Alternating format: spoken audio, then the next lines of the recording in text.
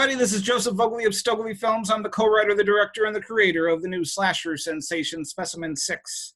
And we are joined today on this very amazingly intense podcast, Mariana Chipoletta. Yes, Joseph. What podcast is this, Mariana Chipoletta? This is the podcast No Country for Joe and Mariana. Yay! What are we doing here today, Mariana? Well, today we've got a very special guest. And he's done some really great work with comics lately through Geronimo Draws. Do you prefer that handle? Yeah, Geronimo Draws is my handle, yes. Okay. Yeah, so we're going to be talking today with you a little bit about Blood Realm. We want to get some information maybe about your writing process. But, right off the bat, what was the inception of Blood Realm? What was the inception? Well, okay. Basically, I'm a huge fan of fantasy, like Tolkien and stuff like that. But I also really love horror, particularly like The Exorcist. I love that movie. It terrifies me. I mean, that white face, I can't even look at it for too long. So, I always like stuff with a darker, twisted edge. And I think Clive Barker's writing was a big influence on me. So I kind of wanted to merge the two to create this big epic fantasy world, but now kind of add this twisted horror element to it. So that was really like the start of the whole thing. Cool. And so what were, like, other than Clive Barker, what were some of the inspirations for it? Because looking at it, I kind of saw, like, especially like in the beginning, like you have it's kind of like this epic journey, right? And it kind of has this feel of like a mythological saga. Yes. So is that a little bit of that inspiration as well? Oh yeah, without a doubt. Mythology, particularly Greek mythology, and even religions. I love studying history of religions and stuff like that, but particularly the movie Clash of the Titans, but the original from, I think it's 1985, right? It's the one that Ray Harryhausen, he did all of this stop animation.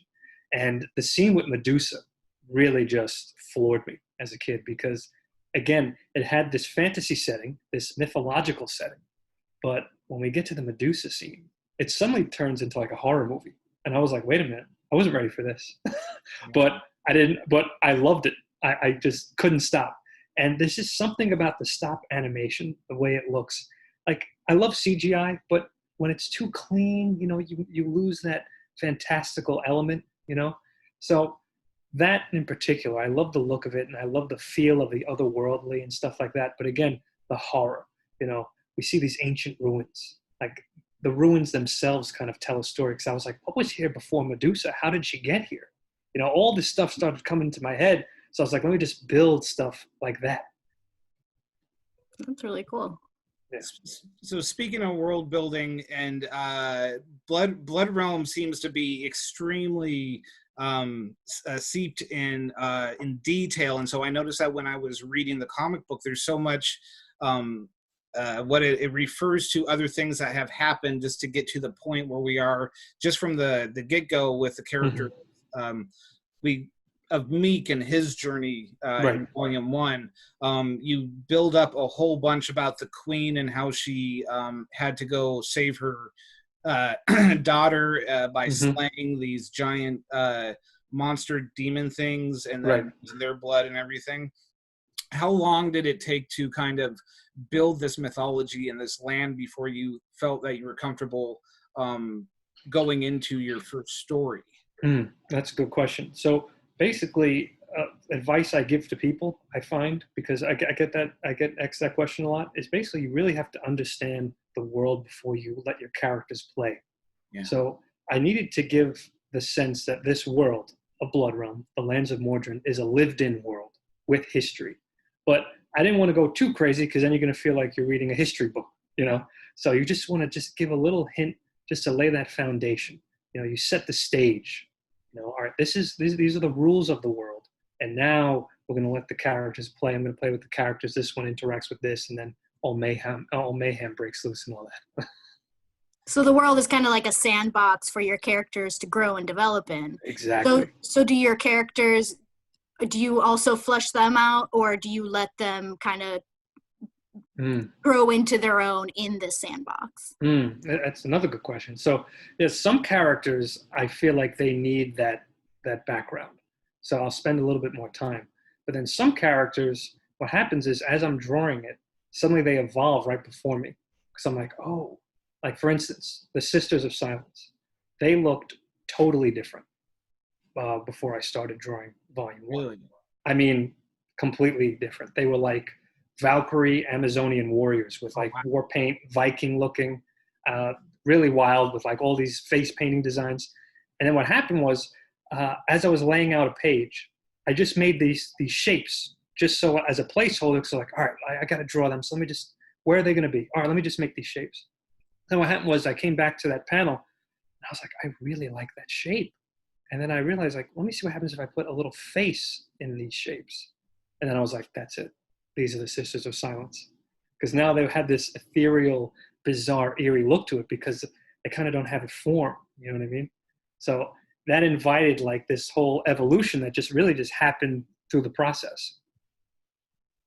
That's awesome. Speaking of the Sisters of Silence, that was one of the initial things that kind of caught my attention or kind of like made me fall in love with the book. Was they had this very simple, ethereal sort of kind of feel to them, and then so you think they're these sweet little nuns, but then all of a sudden it becomes something else. It's extremely terrifying, very much like The Exorcist when you see certain the demon Kazuzu or whichever. Yes. And, it's such a sharp contrast, that horrifying visage. And so I think I definitely saw some of that come on through there. Oh, yeah. So, it's jarring. It's jarring when you see their powers all of a sudden like that. Yeah, and she starts the gore and the ripping off the heads. And I think maybe that was one of my favorite things is generally I'm like kind of a fantasy fan, but once I started like reading this, it was more the horror bent that kind of got me going. And you don't hold back on any of the gristle and the gore and stuff like that. And so I have to go all out. Yeah, you have to. Cool. I have a question, and that is kind of going into the art style of each page, or rather each issue. So your process, kind of like from nuts to bolts, beginning to end, how do you compose an issue? Because each one, this series really stands out from many other comic books to me because of the way that you compose the page and the artwork, and I think is absolutely beautiful. But it's so completely different than anything I've seen, and just the way that you tell the story in sequential form. Yet you definitely have your roots in the comic books and everything I see, but you're like, you know it all, and then you tore it all apart, and then you went to the page and did your own thing. Like nobody is doing what you were doing, I don't think. Thank you. So my question is, from nuts to bolts, kind of in a short way, how do you compose each comic book, or at least each page? The story, how does that come to you, that you kind of locate and find the story out of this huge world you built? Right. Okay. So I will say, in terms of the artwork, I knew from the get-go that I wanted to create a book and artwork that made you feel as if you're reading an ancient text. That was the goal. And I took a little bit from, I love children's book illustration and book illustration when I was young. And I kind of wanted to merge that. I also was an art history major in college, and I teach art history at colleges. And I love medieval art. That's one of my favorite periods, particularly ancient, Christian Catholic manuscripts, the ones that were written by the monks. And they just have a feel that is just like the Book of Kells is one of my favorite. I mean, if you want to see completely gorgeously illustrated works of art through history, the Book of Kells is just unbelievably gorgeous. And it's crazy to think that it's handmade by these monks in this scriptorium in the monasteries. So I kind of want to make a book that felt like that you're reading something that's like an ancient text. So to do that, I kind of had to, by the way, it's Kells, Kells, in case you were, So that's generally how I approach the artwork. And then also taking into account the whole page as a design. So a lot of people kind of just focus on the little panels, but I'm very grateful that I had a great teacher at FIT, which is the Fashion Institute of Technology. And he told me, stop looking at the panel and look at the whole damn page. Look at the whole thing in front of you. And I realized that when you kind of look at the page as a whole, the whole thing is a design. And then you start to play with borders and breaking borders and stuff like that. And it makes it a little bit more unique compared to the same, you know, paint by numbers panel order, if you know what I'm saying. Mm-hmm. Yeah. So, but story-wise, believe it or not, I don't write a whole script out. Oh, okay. Yeah, some people do it differently where they have to write everything out. On my YouTube channel, I chatted with Josh Howard, who's also a creator, independent creator, and he's going to be published by Alterna Comics. Oh, cool. And we're both the full creators on our books. We write letter, color, ink, all that stuff. And I realized we both do the same thing. So we write dialogue. We listen to movie soundtracks. That's a big influence on me in terms of like visual, you know, kind of getting that visual for the scene. And then knowing the beats, I just start drawing. Okay. And then I put the words in at the end. So I kind of do the old Marvel method. Oh, yeah. Like Jack Kirby and Stan Lee did. Yeah. Yeah. So that's kind of like what I do, except it's just me. So I'm, you know, I go into writer mode and then artist mode. Yeah. So you kind of compartmentalize those two Yes. things there. Yep. That's really cool. You know, it's really funny. Joe and I are history majors. We actually met in a medieval class. What? No way. It was really cool. And I took a couple of art history classes, and I have to say, like, that era is definitely one of the more astounding in the way that stories are told through just through like paintings and through sculpture and things like that.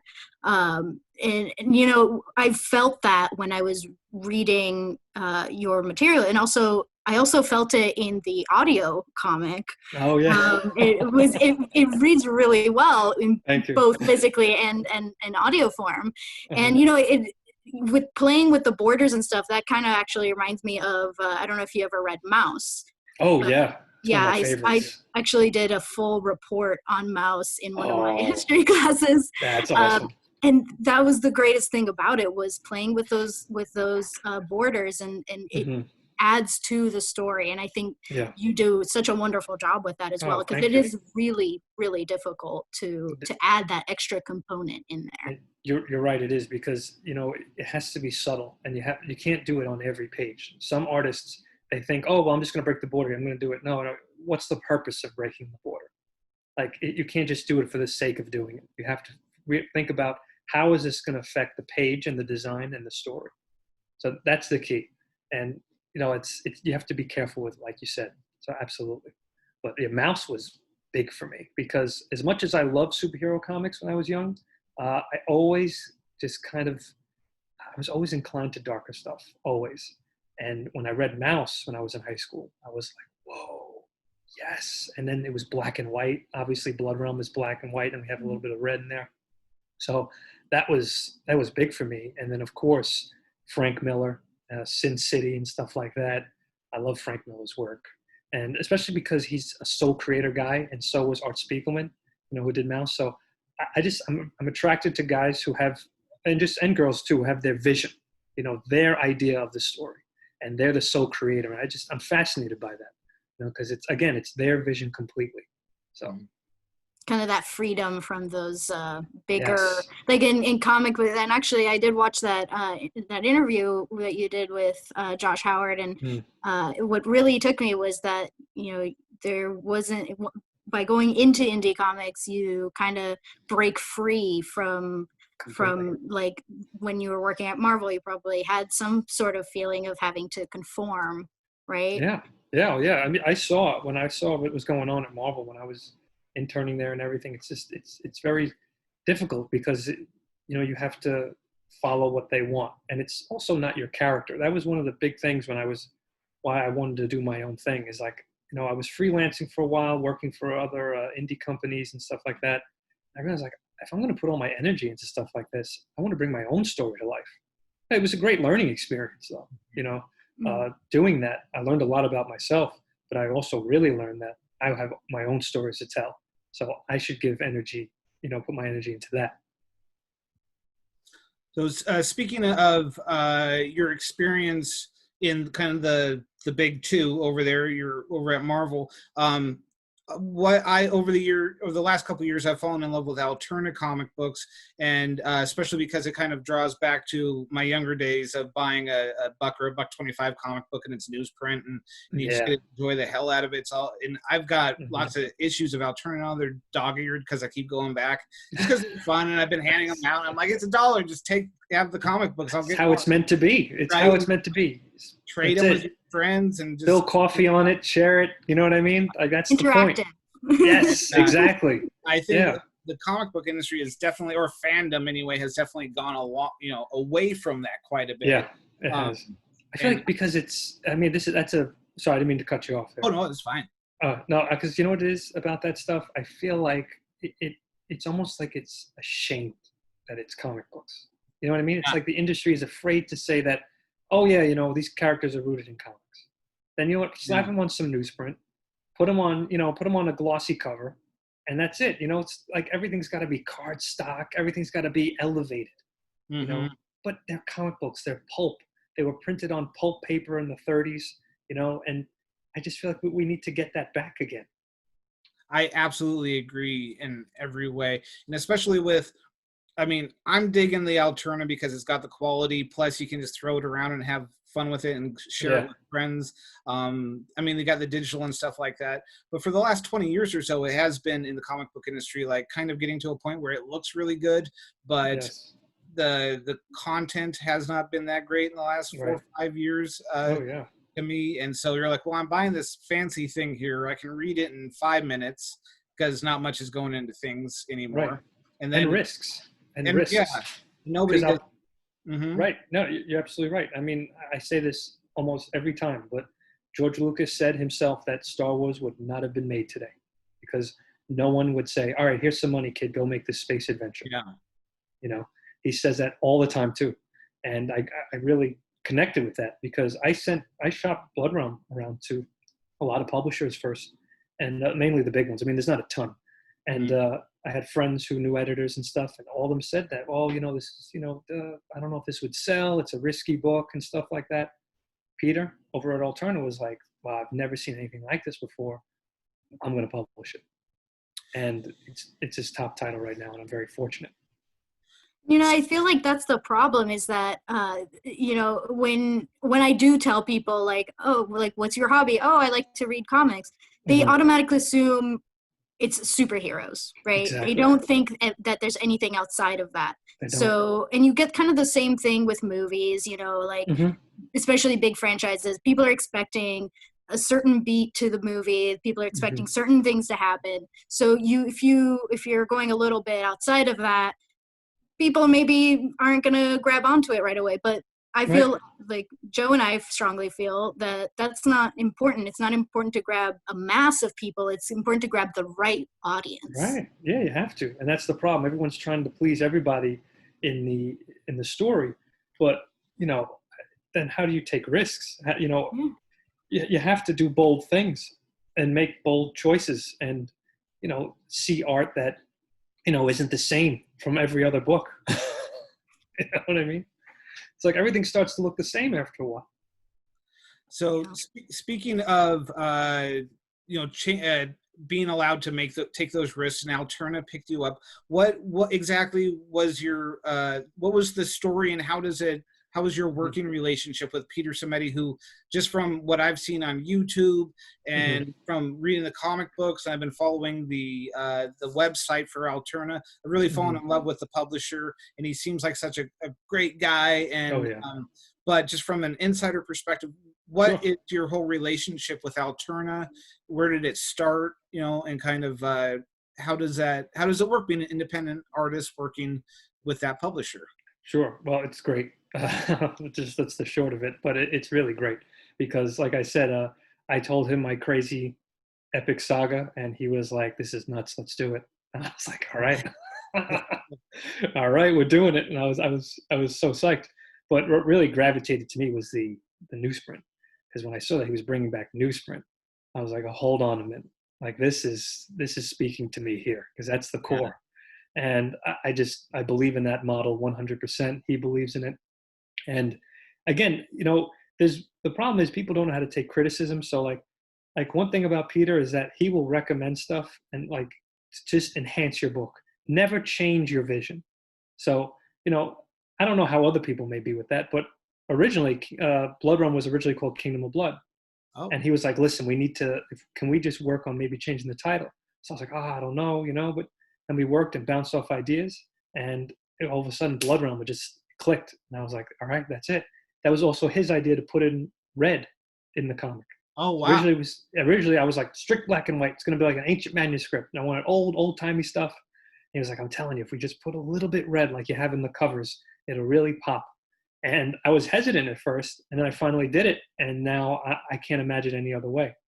So I love his suggestions, and he loves the direction I'm taking the story and how it's going to end and everything. So yeah, it's been great working with him.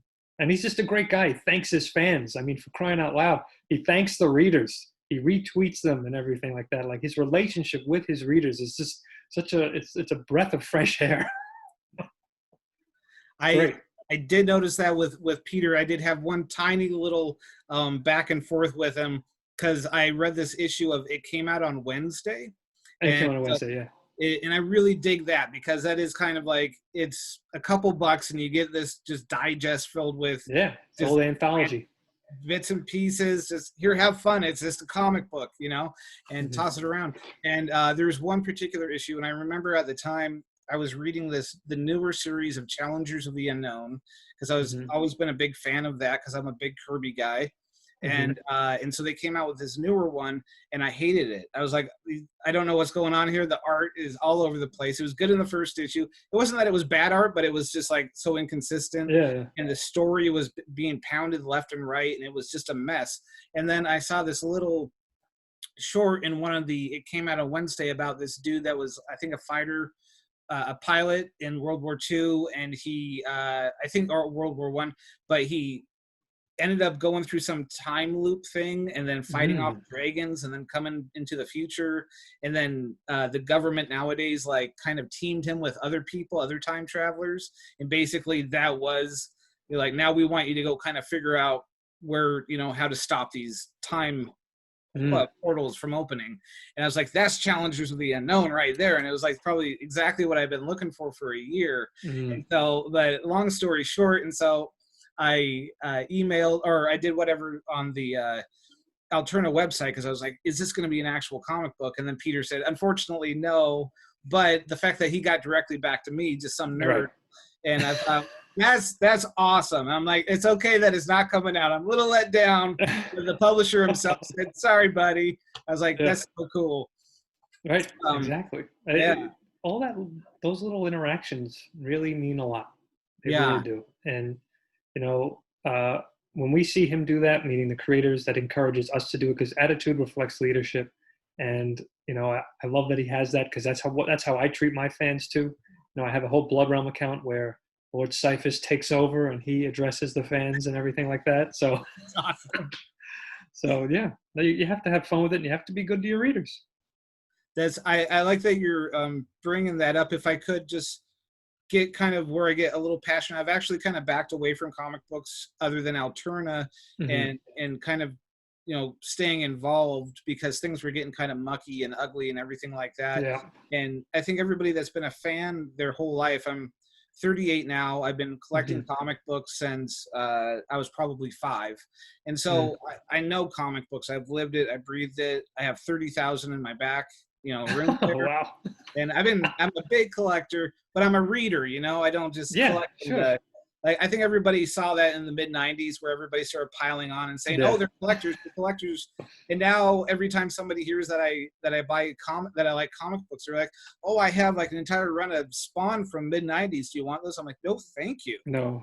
They're worth nothing too. They're worth nothing. I don't even think they're worth I mean, not that they're terrible comic. They're fun, whatever. Yeah, it's just he printed like 3 million or whatever it was. Yeah. So now that's what happened. Not worth the paper they're printed on anymore.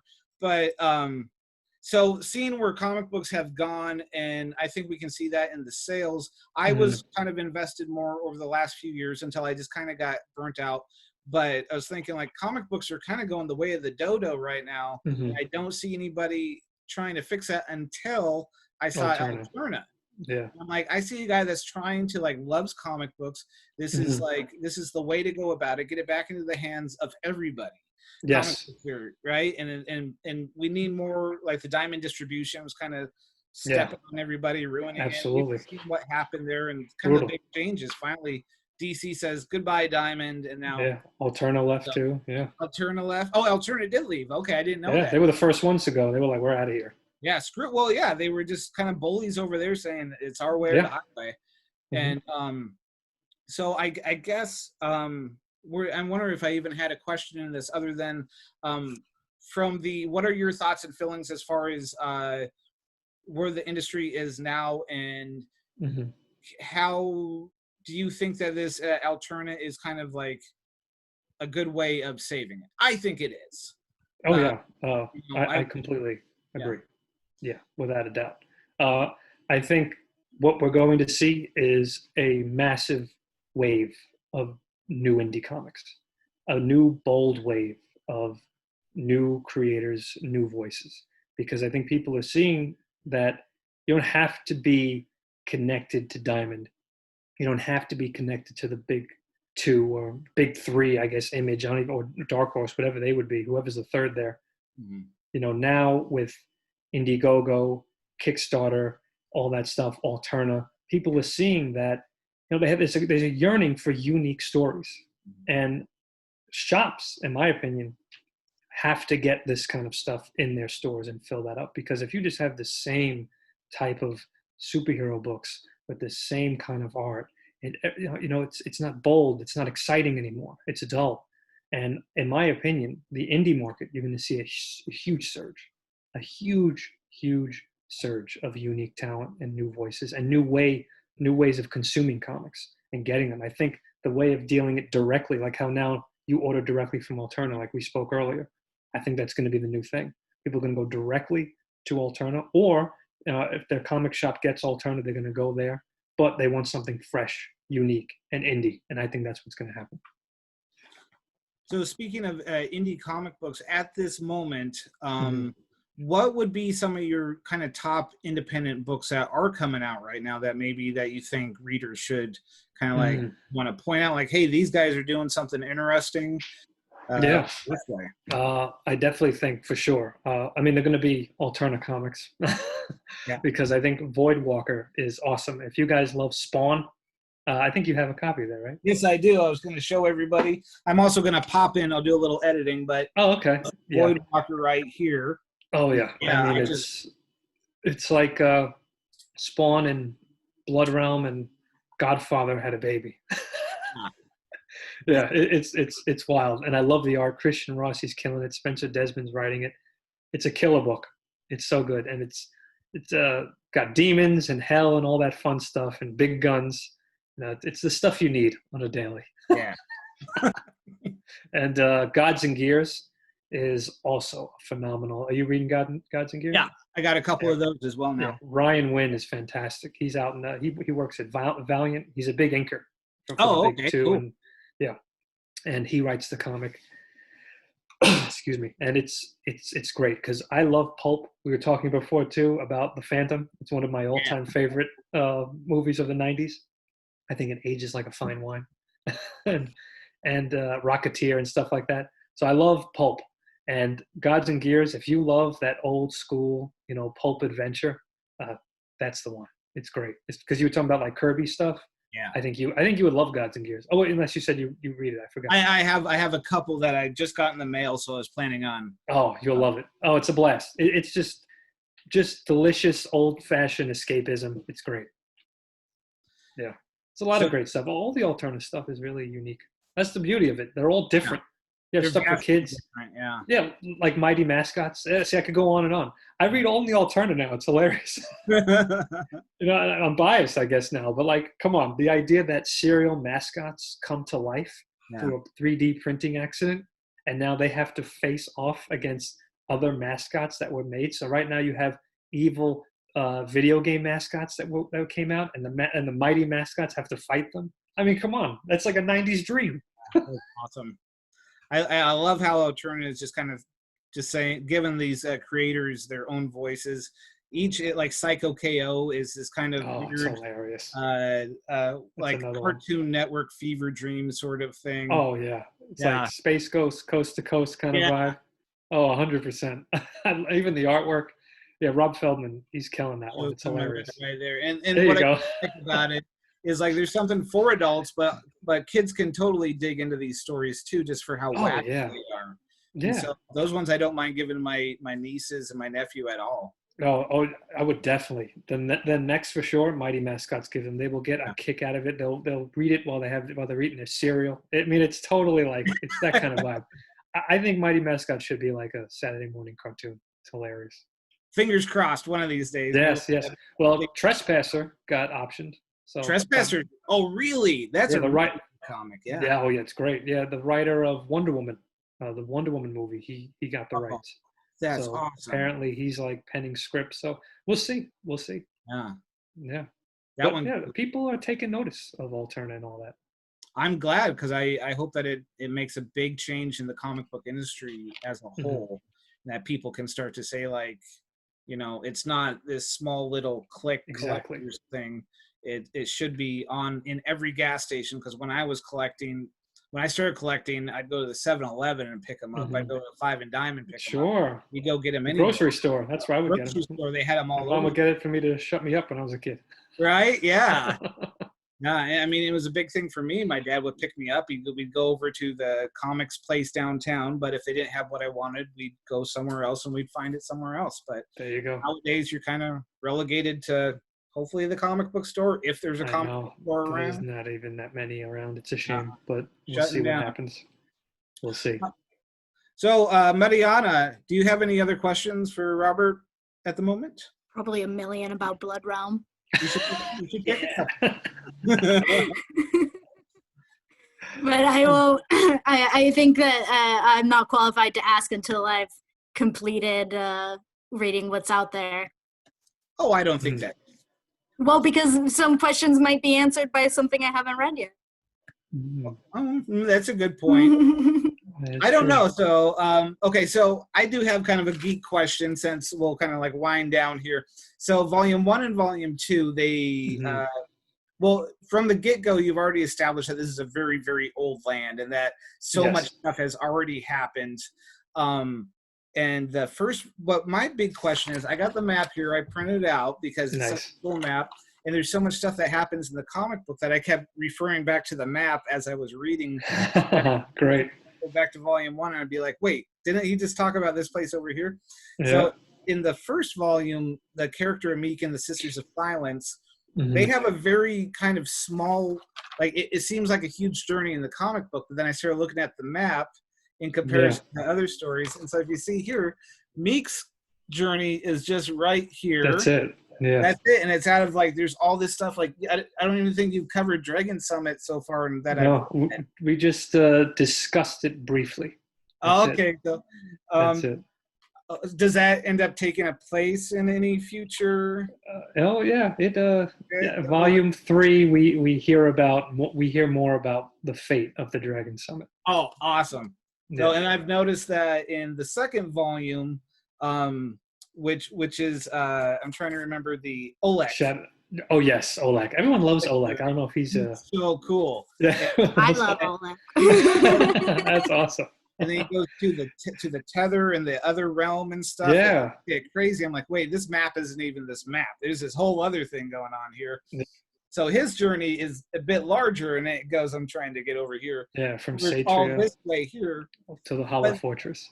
And then, to Hollow Fortress. And then in Volume 3, all of a sudden they're starting out kind of in the Tark River, and then they jump all the way over to the Isle of Meridian at some point. And I'm like, oh, there's a huge jump, and this is only in the first issue. So I guess I should probably stop just geeking out like that. But I'm loving my it. Question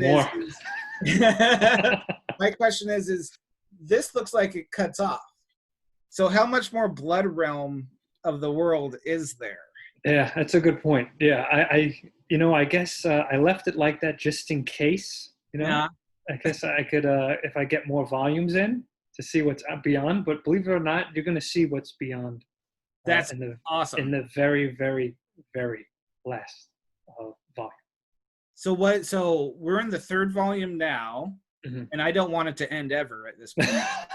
Um, It's a good response. I like that. My geek question is, in between volume 2 to volume 3, how many years have, because you go from this kind of Iron Age sort of thing to this very technological kind of messed Star up Warsy. Star Yes. Wars future. Yes. How many Yes. years have happened?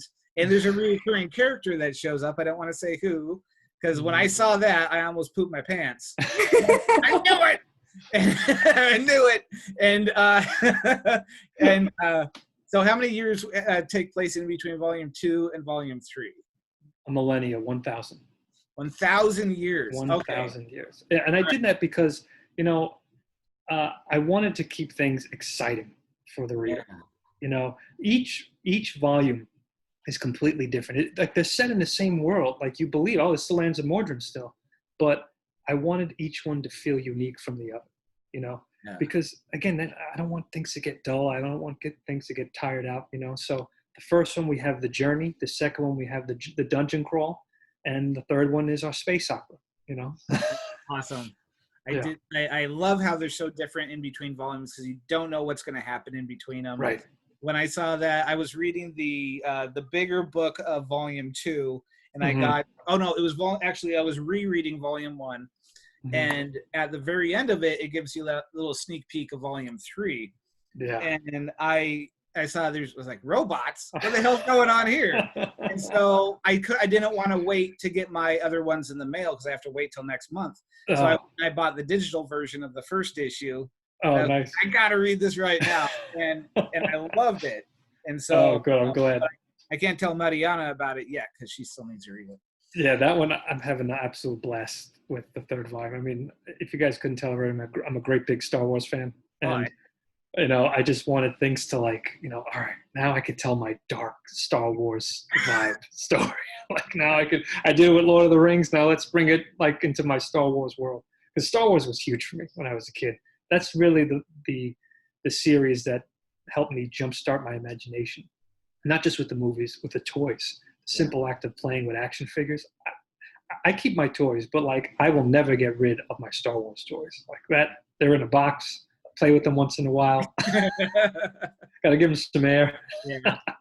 I get it. I have a ton of dinosaurs. So there you go. I still have my Jurassic Park guys. I still have those. Me too. Can't get rid of those. Yeah, it's the best. It's the best. But yeah, so I wanted to just do something with that, merge Star Wars with the dark world of Mordrin, because, you know, sci-fi stuff. I love cosmic epic fantasy. Jack Kirby was big for me when I was a kid too. You know, I just love that stuff.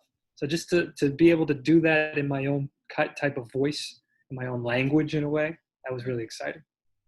Yeah, I'm a big fan of space operas as well as like Lord of the Rings stuff too. Yeah. And Dune is one of my favorite books. Yeah, to see those things come together is always so cool. Like I remember watching this movie Outlander. You have this alien coming down and landing in Viking era Norway, and they thought that was so cool.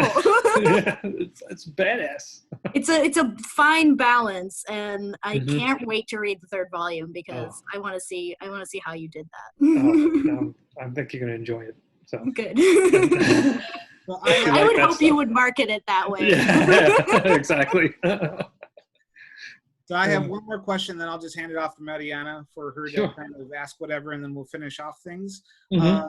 So how many volumes are left in Blood Realm? How many? I know you must have a million ideas, but we're third volume now. Are there more volumes to expect? So originally it was going to be 5 volumes, but so far things have been going really well with Blood Realm. It hit its 25,000th sale with Alterna, and Peter was ecstatic, and he was like, listen, however many you want to write. Yeah, that's awesome. I don't care if it's 99. But so I said, I'll give you 6. So it's going to be 6 volumes in total. So, and that wasn't the only reason. I had another story I wanted to do, because believe it or not, remember I told you it was originally called Kingdom of Blood? Yeah. All right. So the very first inception of this world was, you remember the story of Lycurgus that I briefly talk about? in the opening of Volume 1, when the guy was to go kill the big beasts, the old beasts, and all that. That was its own giant story in the original Kingdom of Blood. And I didn't do Meek or Sisters of Silence or anything like that. So I want to go back. But the artwork's very different because it's old. So I want to go back, tell that story with my new voice, my new style, and everything like that.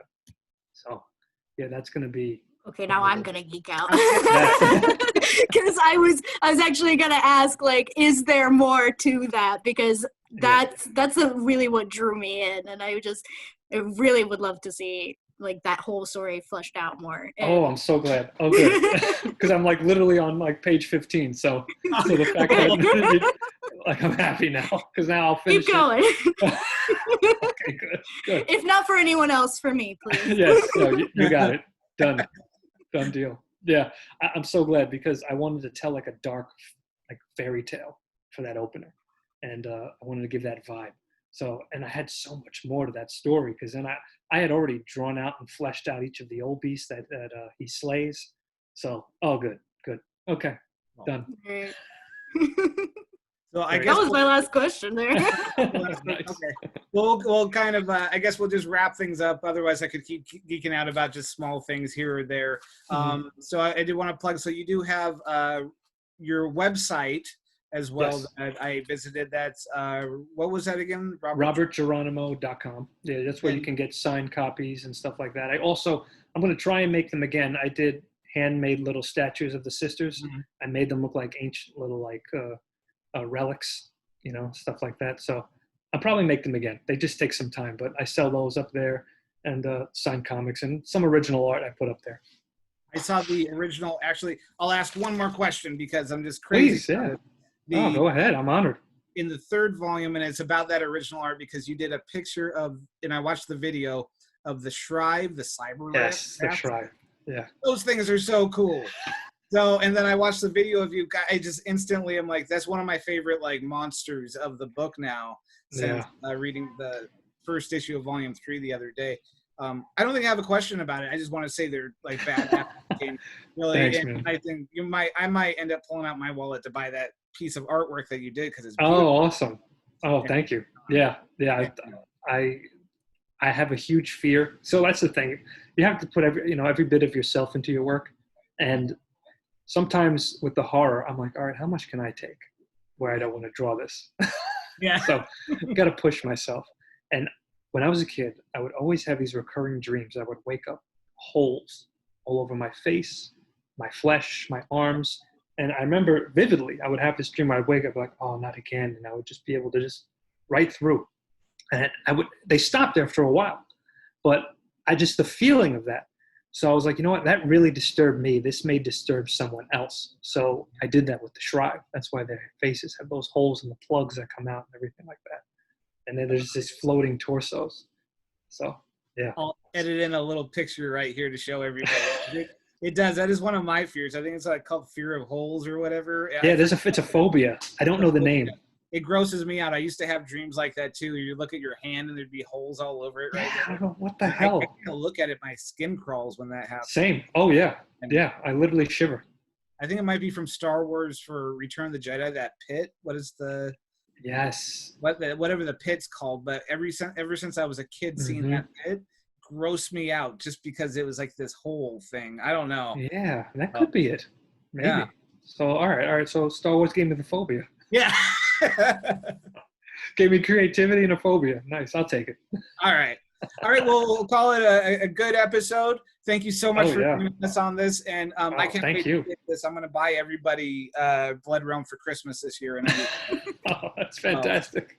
And I think it's great. And thank you again so much. I had a great time. My pleasure. Since I was able to hang out and talk with a comic book creator.